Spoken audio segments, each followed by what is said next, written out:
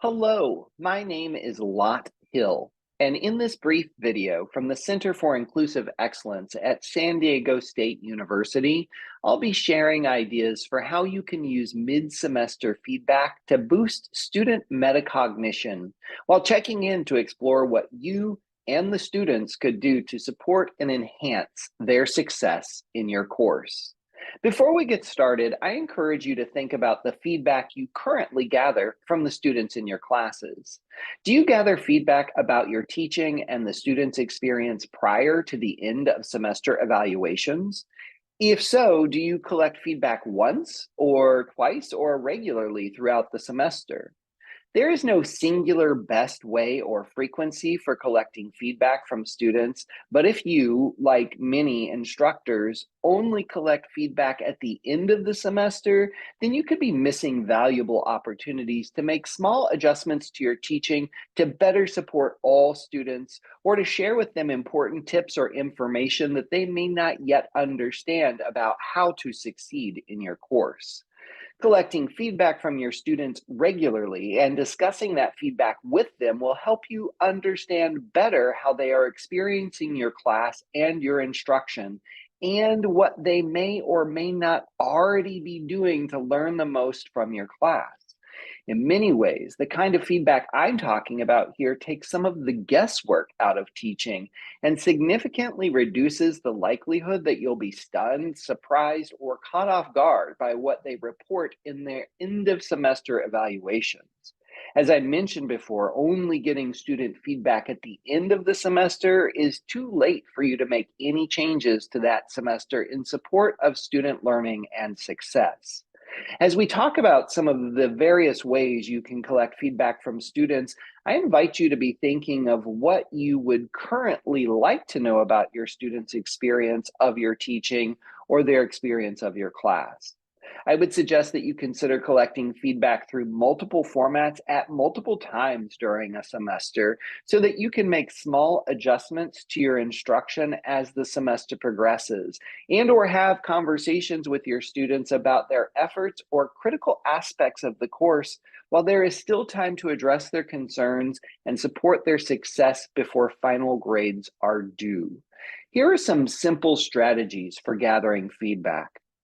Present students with a few simple questions that focus on their learning experience and how you might better support it.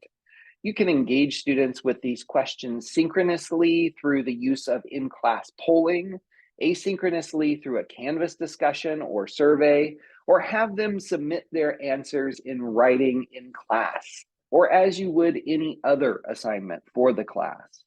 Questions might include: what is helping you learn in this class so far? What is getting in the way of your learning? What can I do to better support your learning or the learning environment?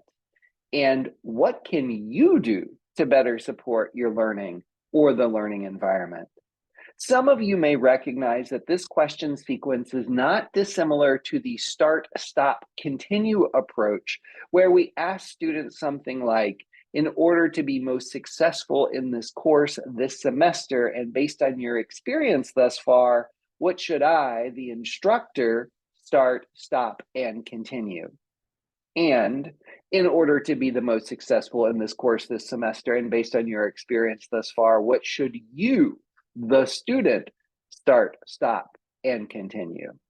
We can ask students to consider and answer any version of these questions at any point during the semester, and I usually try to do so at least 2 to 3 times per semester with about a month in between.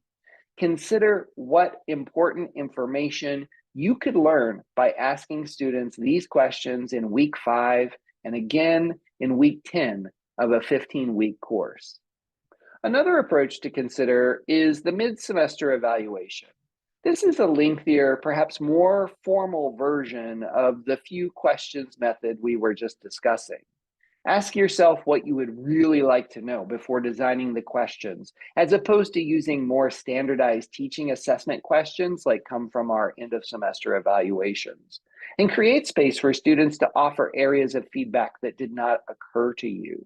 You can create an anonymous survey in Canvas or Google Forms that includes multiple choices, open-ended, or a combination of both types of questions in the course you're teaching and the learning experience.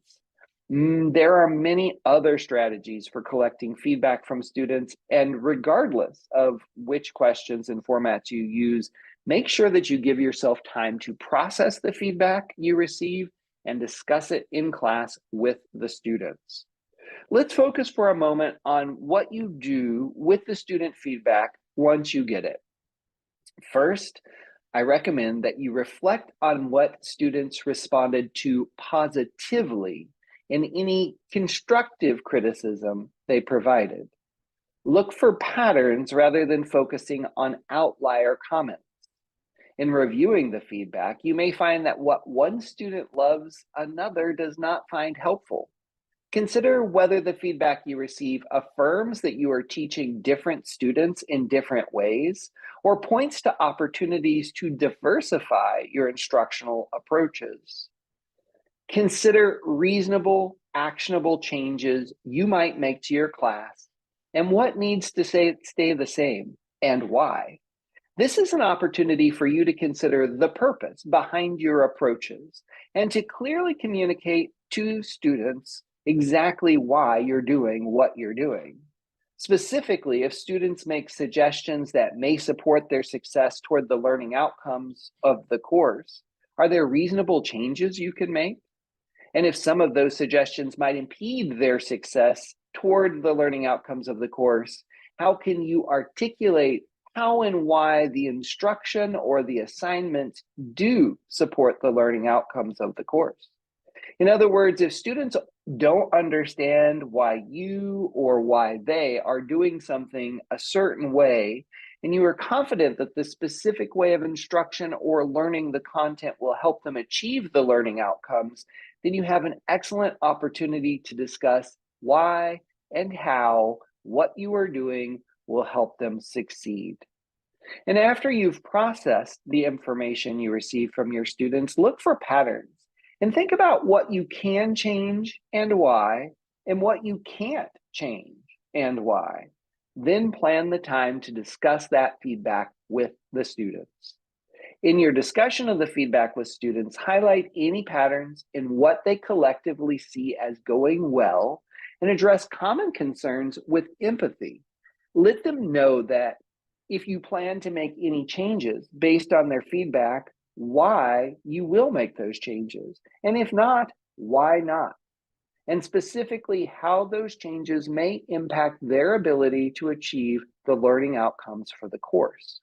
If the feedback indicated that some students appreciate an approach that others are not so keen on, share that information with students so they can understand that some of their peers learn differently than they do, and that you incorporate a variety of methods to address that diversity. And finally, remember that you don't have to change approaches that you feel are important to achieving your learning outcomes or pedagogical goals. Students may think they don't like a particular approach because they don't understand the rationale behind it. Be transparent about why you are asking them to engage in a particular activity or teaching in a particular way. When students have this insight, they are often more motivated and invested in the work. If you found other ways to gather and make the most of feedback from your students, we'd love to hear about the ways you do it, as well as your questions and comments. You can email us at cie@sdsu.edu or email me directly at lhill2@sdsu.edu. And you can also scan the QR code above to access the CIE website. Thank you so much for taking the time to watch this video and for your efforts to make your courses more equitable and inclusive.